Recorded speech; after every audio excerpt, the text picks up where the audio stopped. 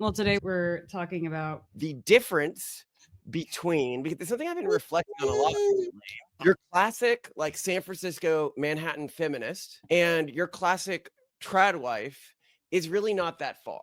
And a lot of people have been saying, "Oh, I want to, convert this woman to become a good Tradwife or whatever." And yet what you'll see is that many quote unquote like Manhattan feminists want to be Tradwives. I feel unbelievably betrayed by feminism. I was constantly fed this idea that women can do everything. We don't really need men. I kind of want to go back to some of those teachers and coaches and say, what the hell did you mean by that? Because women can't do it all. We can't. I sacrificed my life for my career and regret every minute of it. One woman's raw confession after finding herself childless and lost at 40. What happened? He lied about going to the airport. And? And I said I hope he dies in a car explosion. Lemon, life is about minimizing regrets. What I'm trying to say is, you're young, and you still haven't blown it completely. You're choosing a sandwich over a guy. That is less cliched. I can do it. I can have it all. Many quote unquote like Manhattan feminists want to be Tradwives, even the progressive ones. And the things that they do in their spare time, the things that they associate with aesthetically, the things that they even think about aspirationally are really, really in line with Tradwife values.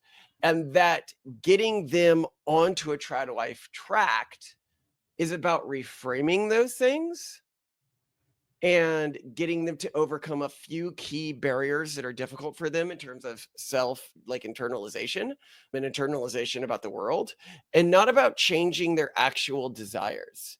And so an example I would use of this, is, for example, somebody's like, "Oh, come on, Tradwives are nothing like San Francisco wives. They like making bread."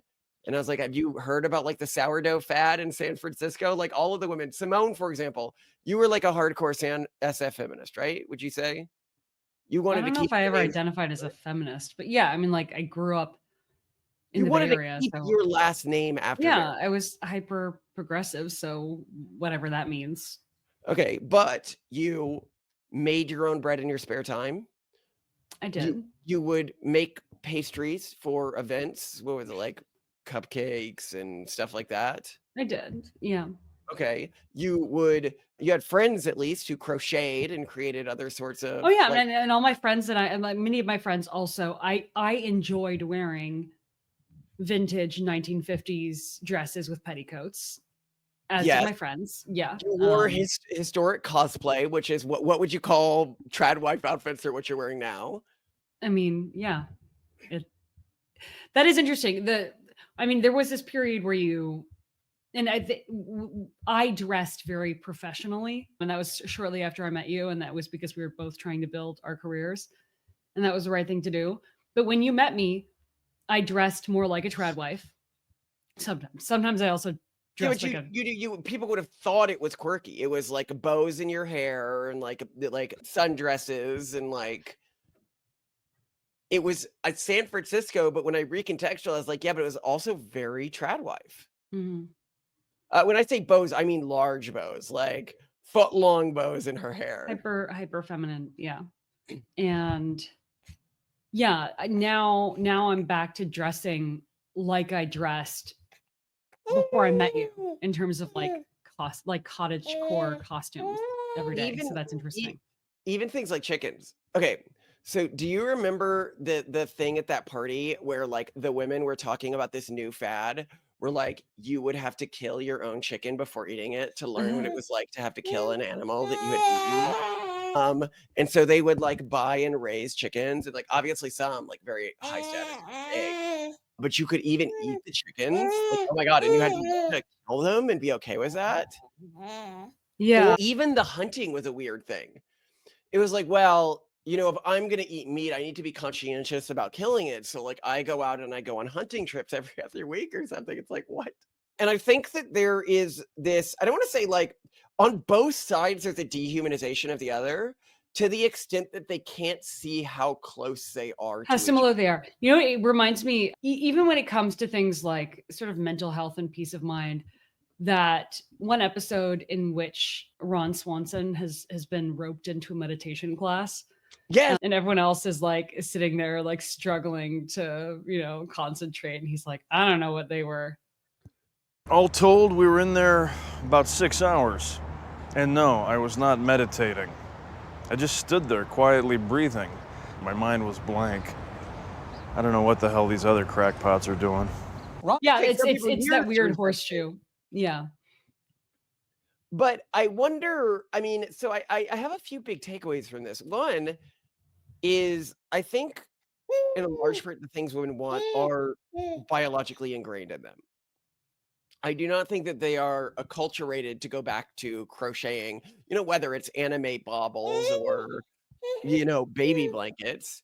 There is clearly something that's drawing them to this behavior, right? Like yourself, you did all sorts of things that I would consider arts and crafts.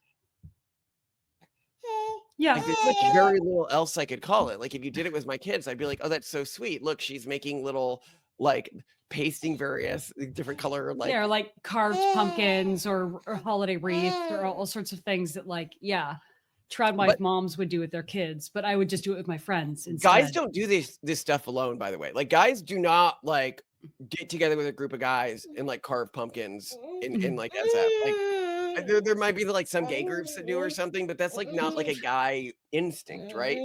It is fascinating to me that even when they demonize the act of motherhood and femininity, that they we still do it. find excuses to engage in this performative femininity.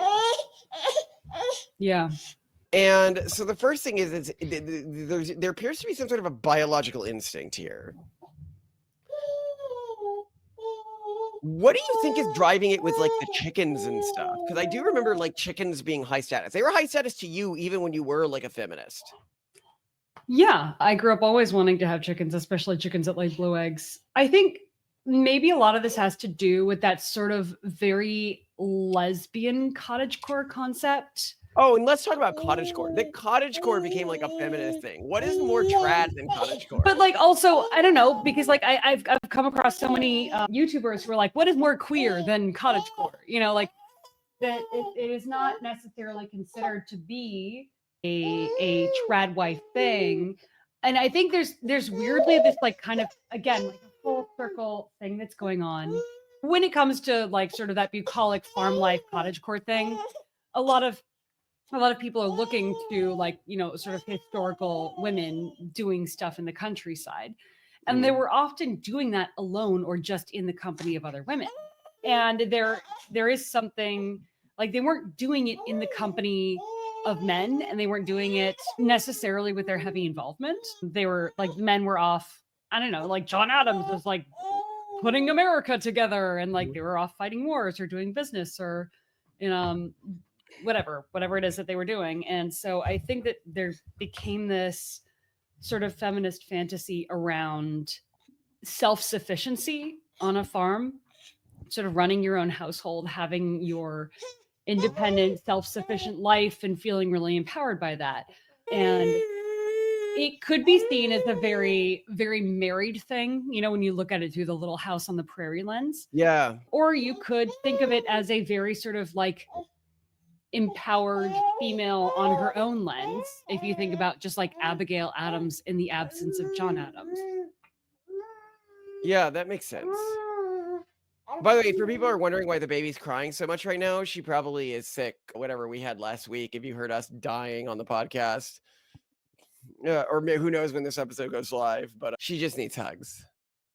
And She's very fussy, but she won't accept hugs. She just wants to writhe and scream endlessly. So that's she's having fun with it. She's having fun. But the other thing that I wanted to comment on here was what this means for dating for a lot of guys. Because, you know, I saw this 4chan green text that was, you know, being played on YouTube and everyone was like, oh, this is so fake.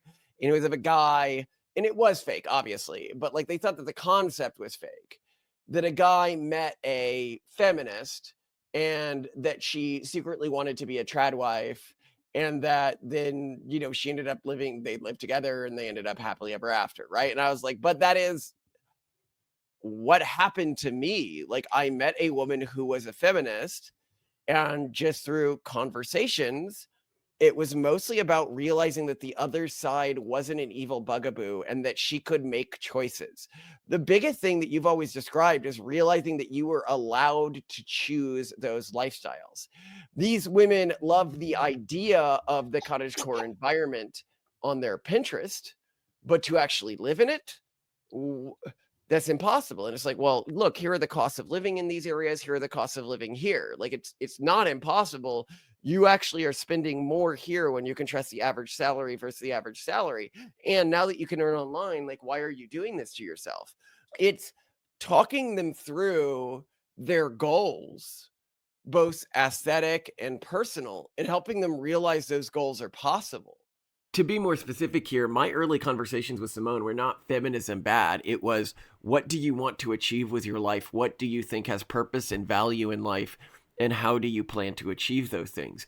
And then through walking through how she could achieve those things, that's where we realized that. Or by walking through some of the values that she thought were important, that's where we ran into philosophical issues with things like feminism. But that wasn't the initial goal. Feminism was the roadblock to her living the life that she wanted to live. It was not something that I just came at objectively like, this is terrible. My goal always in those early conversations was to help her realize her own dreams and help ensure that those dreams were philosophically coherent and robust.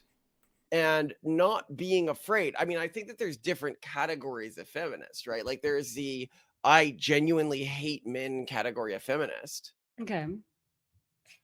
But I don't think I think that that's a smaller category, to be honest. Yeah, I can't think of anyone I've personally met who just really hates men as a woman. I have met at least 2 men who seem to really hate women. Yeah, I have too. More recent. I've met more men who seem to genuinely hate women just recently, than women. Now I'm talking about what I've seen online. Now online, I see way more misandrous women, but that's because of the content I consume. I find that really funny. But like, yeah, I don't consider someone online to be even like, maybe their audience believes that and that's what they say. Like they might not actually feel that. So no, I'm so what only I mean is, counting like people whose online. behavior demonstrates like very clearly that they hold women in disdain and that they see women as almost subhuman. Yeah, and it hurts them in terms of dating and everything like that. But like, if you're a guy who doesn't feel that way, I'd say that you might be surprised at your luck within the quote unquote feminist dating market. That the blue-haired freaks who you have been avoiding may love crocheting anime characters and may love cottagecore and may love the idea of one day living on a farm, but they are afraid of considering that was the type of person who would say support Trump or something like that. And so the key isn't so much finding women who want all these things, because so many women are just biologically programmed them to. It's breaking them out of this box of illusions that they have been placed in that allows them to play this perpetual victim, which is sort of the spell cast by the urban monoculture on so many of them. Yeah. Yeah. So I don't know though, like, how would you navigate past the women, or would you just write off the women who have like in their profile, like, if you even thought about voting for Trump, don't ever reach out to me? Like, are they just too radicalized to be? No, some people like debating and stuff like that. Like, some women like that are really open to changing their minds, but you will know when you debate them.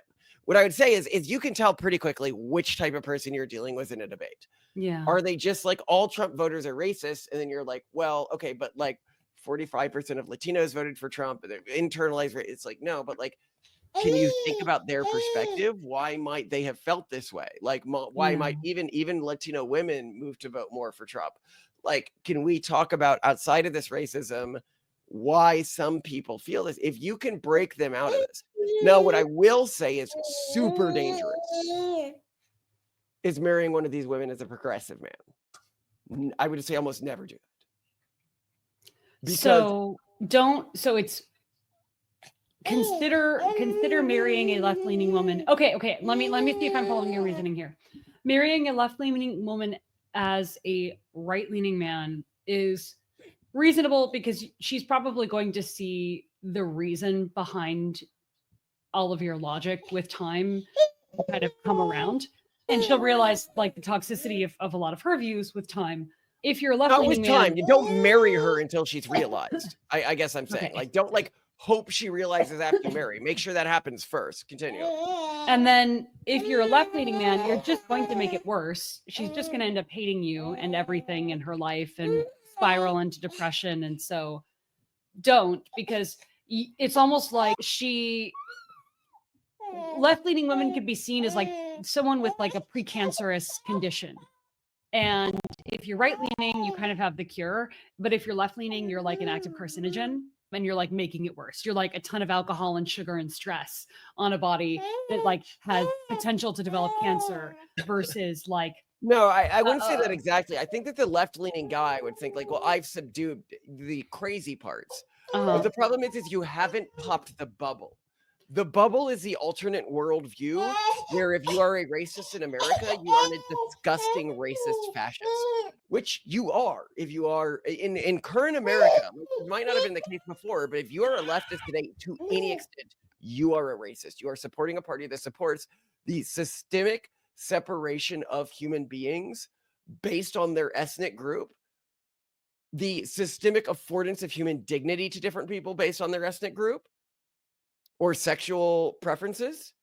And that is a worldview that if you are saying, I'm going to go for a more vanilla form of this, it's very easy for one partner to enter a more extreme form of this.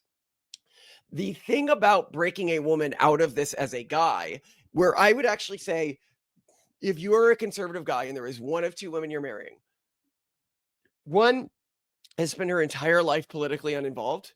The other used to be a feminist, like my wife or, something like that, but realized the wrongs of that culture, had the bubble burst, and then ends up marrying you. You are 100,000% safer with the latter than the former. Because the former is still susceptible to the virus. She's still susceptible to gal pals whispering this stuff in her ear. She's still susceptible to picking up a podcast that talks about this stuff. The other one, the moment you pop this bubble for one of these girls, and you see this over and over and over again, look at our interviews like Peachy Keenan or something like this. They begin to see like all of the people who think this way is like enemies trying to ruin their lives again. They build up a very strong immunity to it. Now, I need to state emphatically this unidirectionality only applies if they have already been fully converted to the urban monoculture and then are brought out of it. If they haven't been significantly exposed to it or they have never converted into it, i.e. they've never really thought about the ideas of feminism or they started as a conservative, a lot of these women do end up going to the urban monoculture. When I discuss this unidirectionality, it's only once somebody is fully bought into it, once they're broken out of it for the first time. That's when the immunity is had. If they have never been exposed to it or never had a full infection, they are still susceptible to the virus. It's almost like it's okay to fish within the urban monoculture because getting a fish out of the urban monoculture develops a very strong immunity to the urban monoculture after that. Whereas a fish that was never fully indoctrinated is always going to be susceptible to that.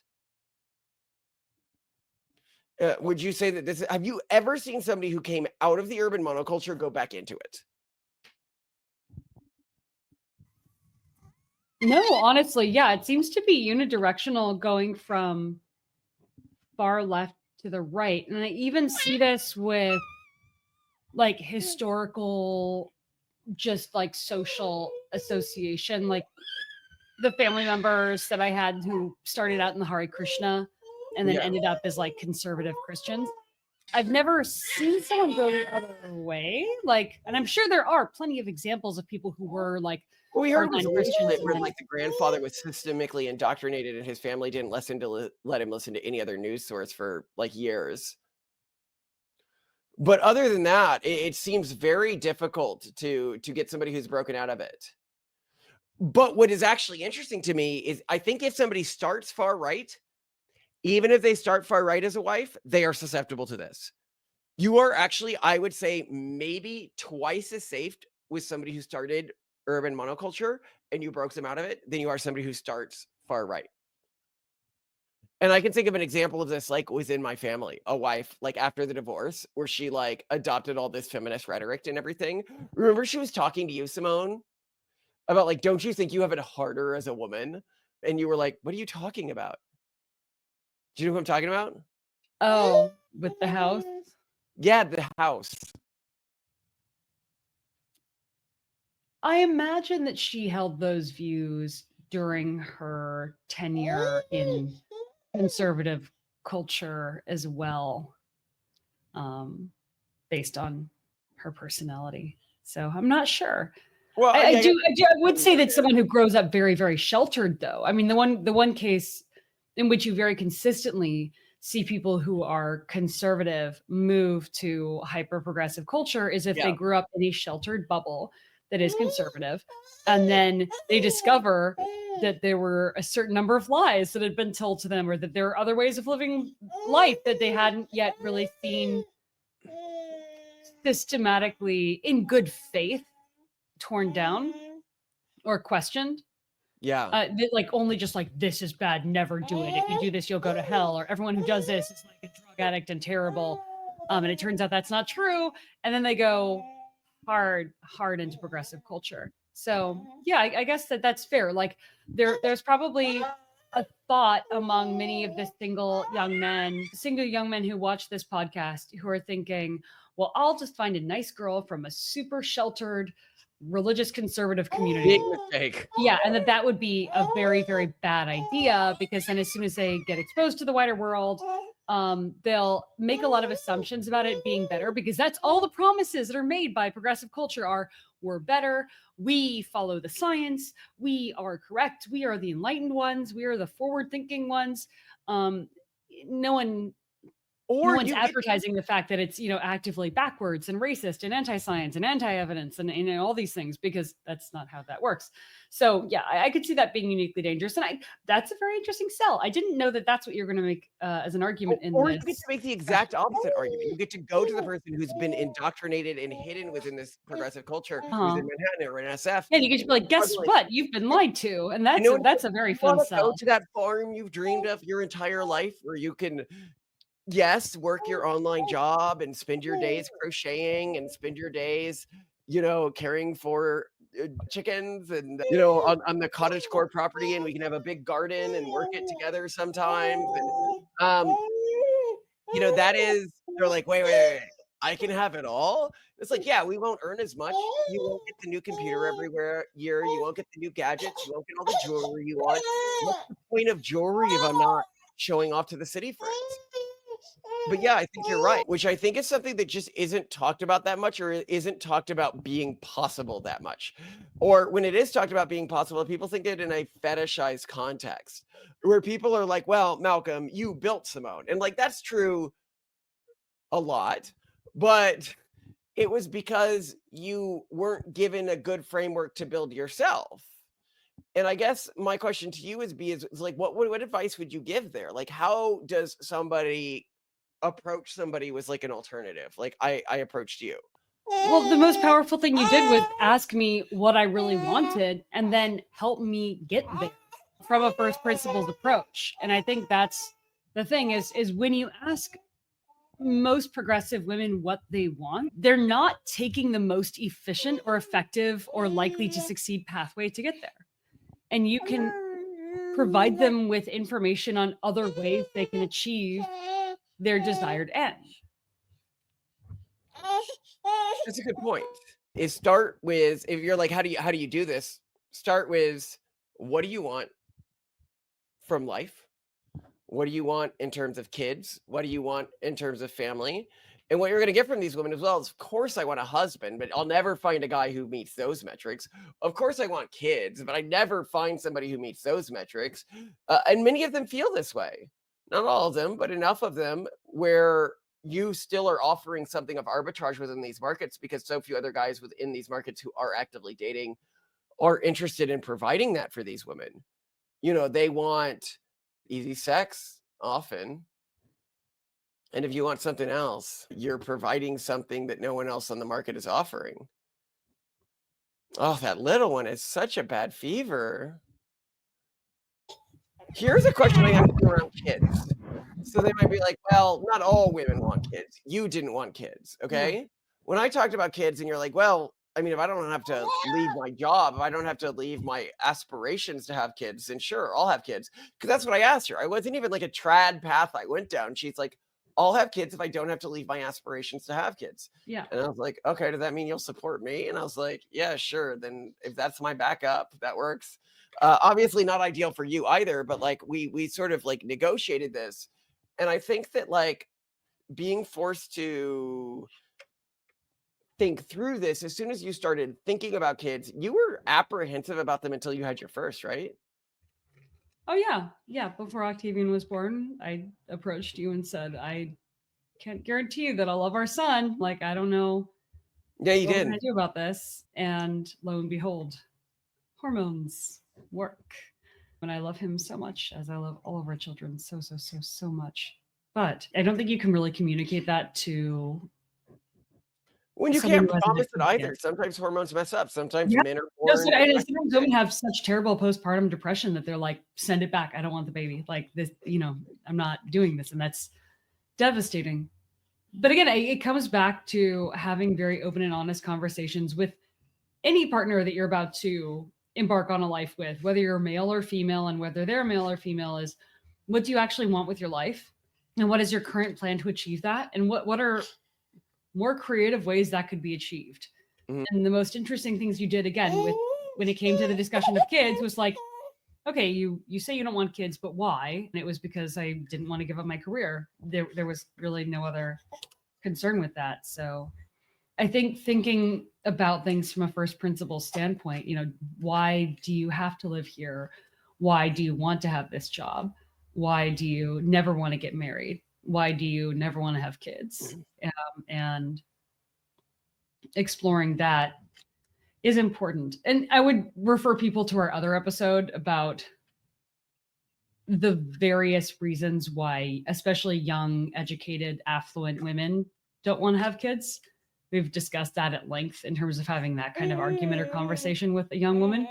But yeah, I think another big element of this that shouldn't be understated, although it's a theme that's coming up in more and more of our episodes, is that you also just have to be good enough as a guy.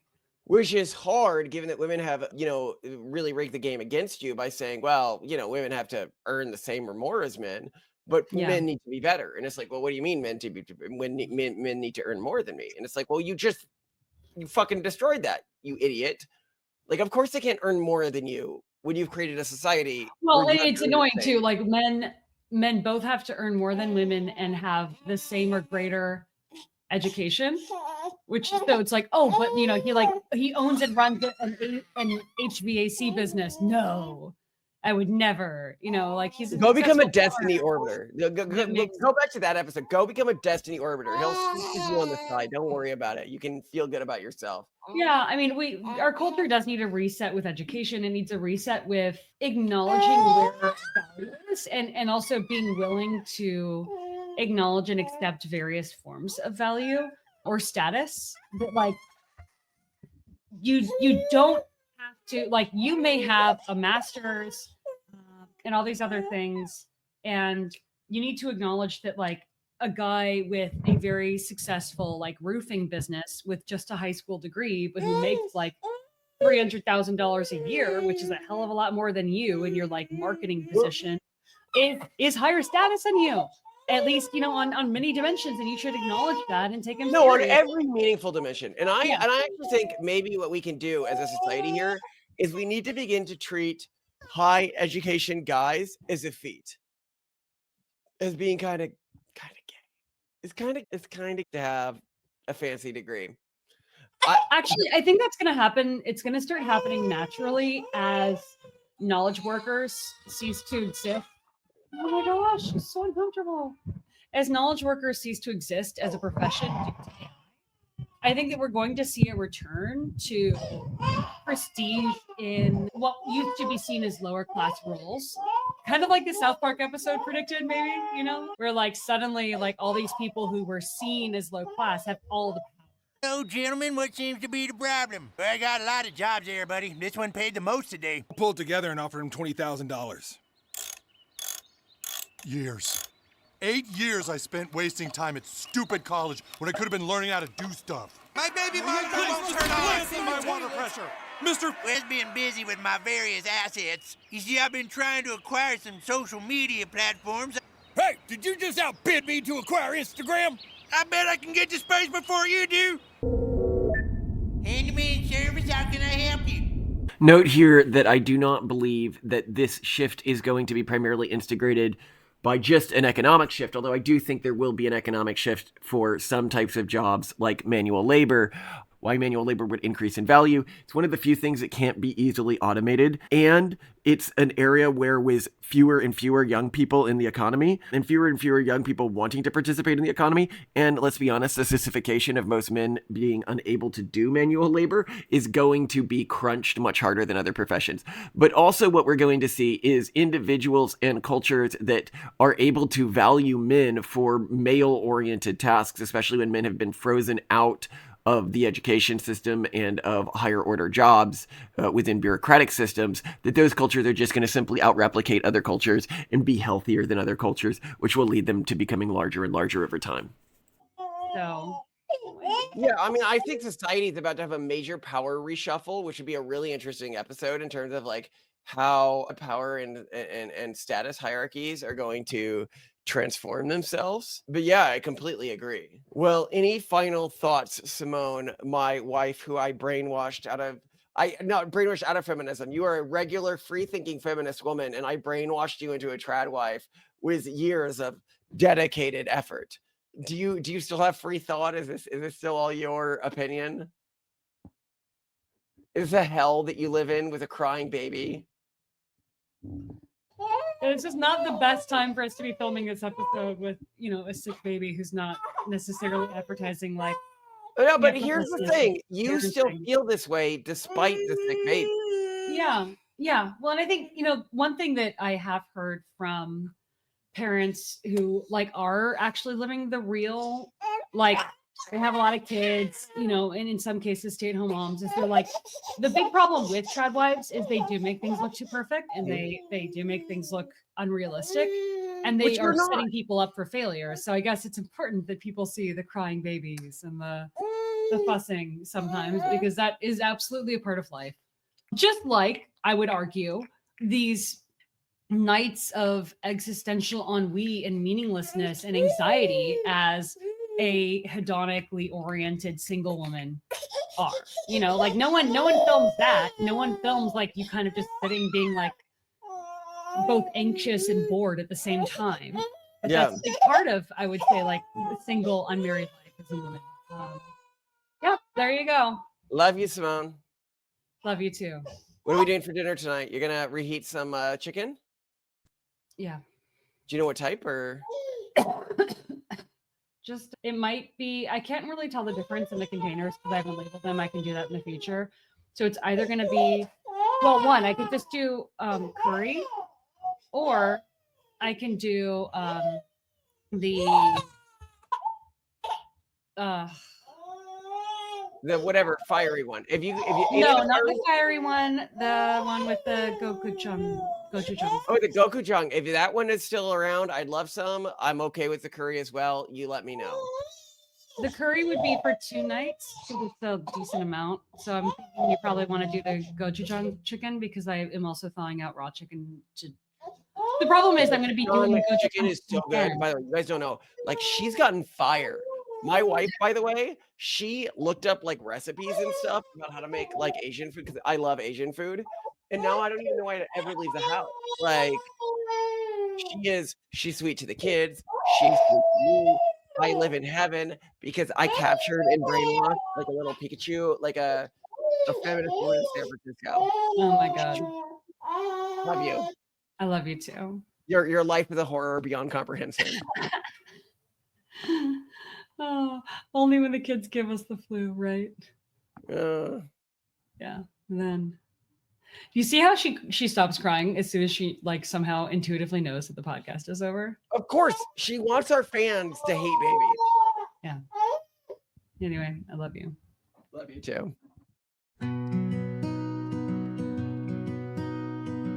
She bakes her bread by San Fran streets, dreams of chickens and fresh beets, medieval cosplay, veiled with boots. In her garden, she plants her roots.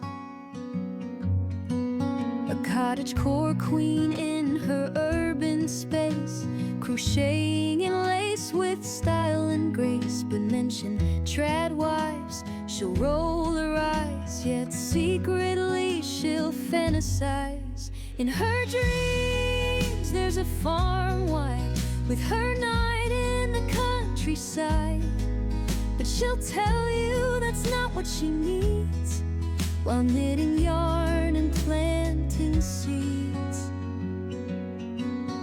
Her apartment's small, but her plans are vast.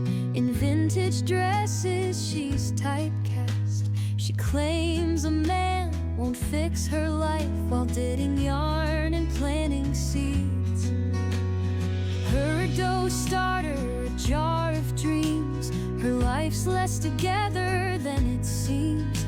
Cottage fantasies fill her head, but I hate Tradwives, she firmly said.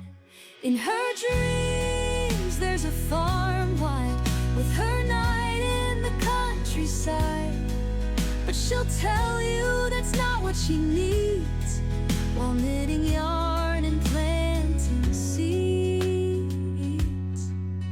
Is she lost or is she found? In her hand-spun wool gown, a wife's purpose so profound, yet in contradictions she's bound. So she'll bake her bread and live in her lore, dreaming of life with so much more. A modern maiden, strong and free, with a secret wish even she can't see.